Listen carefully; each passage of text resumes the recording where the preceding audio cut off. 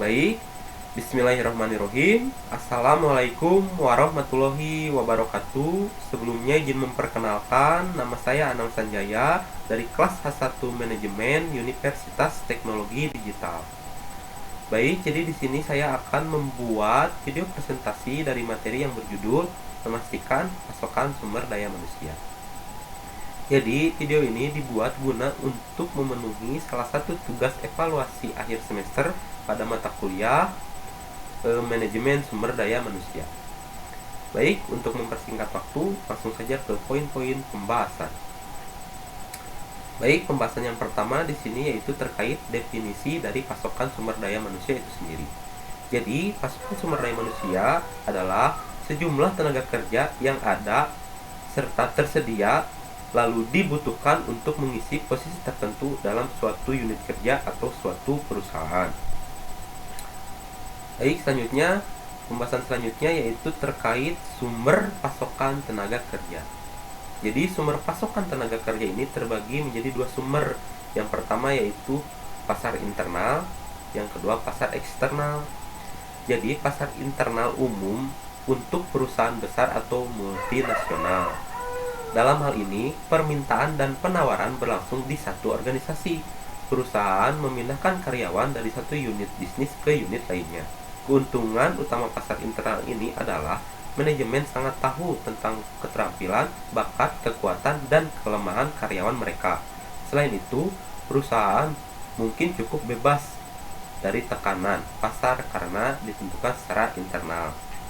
Sedangkan pasar eksternal terjadi di pasar terbuka, di mana bisnis bersaing satu sama lain untuk mendapatkan tenaga kerja.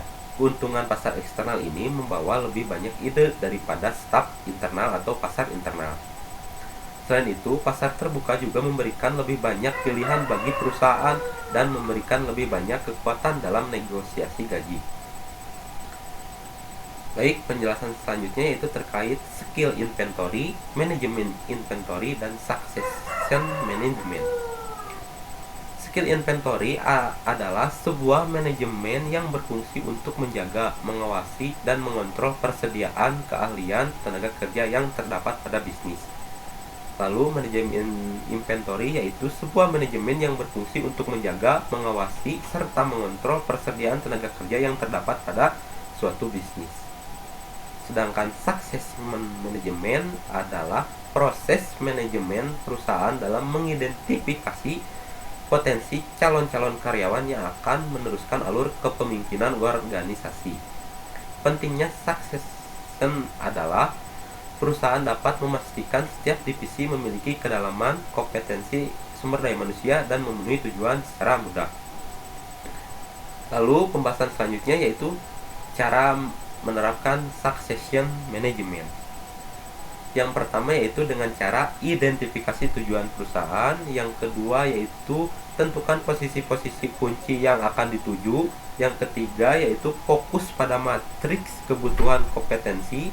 Yang keempat yaitu evaluasi bench strength atau kemampuan karyawan. Yang kelima yaitu lakukan perencanaan perkembangan dengan selaras atau sesuai dengan tujuan perusahaan.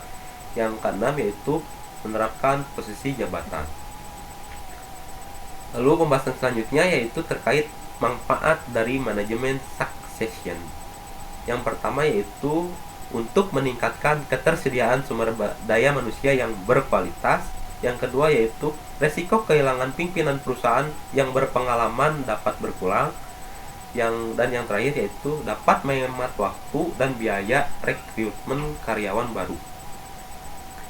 Baik, mungkin sekian presentasi kali ini yang dapat saya sampaikan. Kurang dan lebihnya mohon dimaafkan. Saya cukupkan sekian. Wassalamualaikum warahmatullahi wabarakatuh.